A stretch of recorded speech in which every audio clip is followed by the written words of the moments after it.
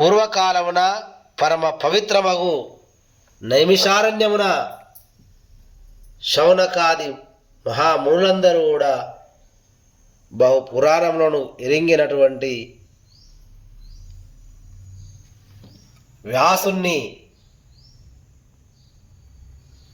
వ్యాస శిష్యుడగు సూత మహర్షిని భక్తితో ప్రణమిల్లి, ఓ మహర్షి, మీరు మాకు ఎన్నియో పురాణాలను వినిపించితిరి, మరియు సందర్భానుసారముగా వ్రతములను వ్రత మహత్యములను తెలిపితిరి.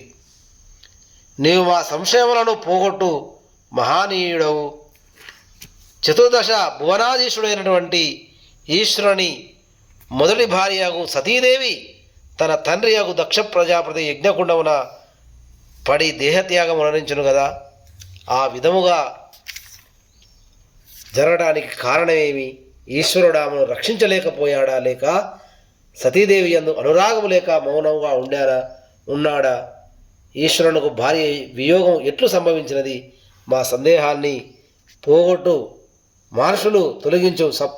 మహర్షులు తాము తప్ప మరి ఒకరు లేరు కావున దాని గురించి సవివరంగా తెలియజేయండి స్వామి అని చెప్పి శౌనకాది మహర్షులు సూత భగవానుని ప్రశ్న వేశారు.